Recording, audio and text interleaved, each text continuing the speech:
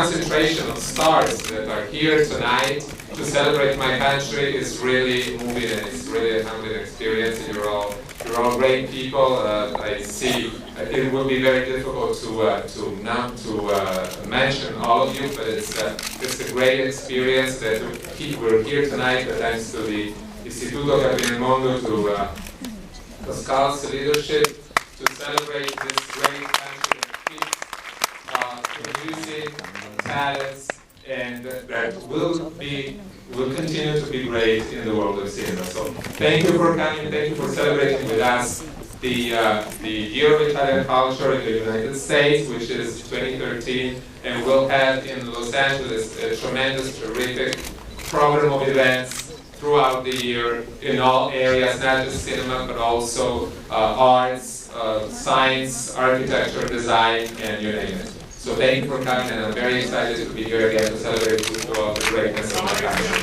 You prepared a speech to present something to Quentin, but you know, this is our style. You don't have to be too serious. You know, Christoph knows that in the middle of something we change ideas, so you take your chance and do whatever you want to do.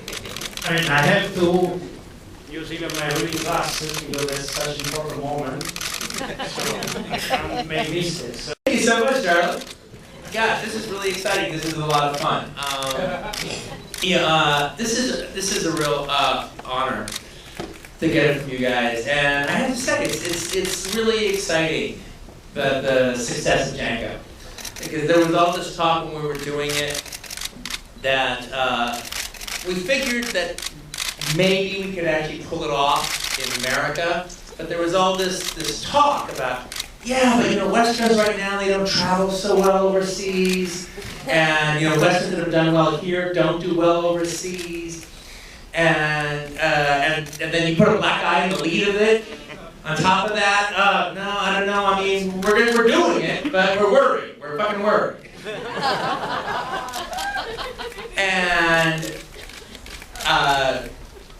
about, not as of last week, but we actually did really good last week too, but before last week, we were 4 times in a row the #1 movie in Europe.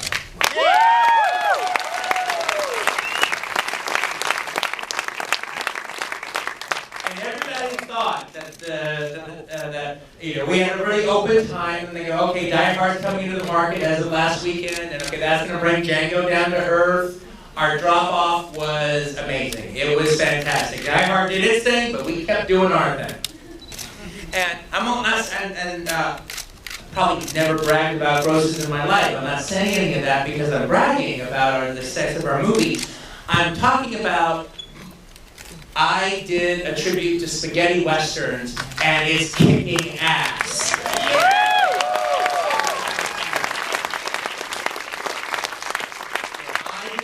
Inspired by Sergio Corbucci films, all right, and I put it and I tried to do it my way, tell my kind of story, and everyone is embracing it. And I could not be happier.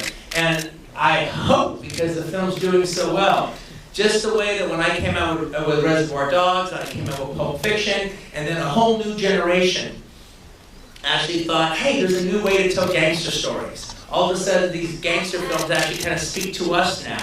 And there became a whole wave. And people used to actually talk to me about it. And they would say, hey, are you pissed off at all these like smart-ass gangster films that have been coming out that are so obviously rip-offs of your shit? Are you pissed off about that? And I go, no, I'm not pissed off about that. I'm happy about that. I want to be an influence. I always considered it, as far as gangster films were concerned, I always considered it like, you know, that Reservoir Dogs was like Fistful of Dollars. And it started a genre, a sub-genre inside of gangster films. And I would love to see that happen with Westerns now. I would love to, you know, I actually think we need some true, real, full-on Italian spaghetti Westerns made by a new generation. Made by a new generation of Italian filmmakers who have Western stories to tell and can recreate their own West of the Mind. I think that would be really cool. Now, one thing I want one last thing I'd like to say. A few years ago, I gave an interview that actually became a big scandal in Italy, because it sounded like the way it was relayed is that I was pissing on the Italian film industry.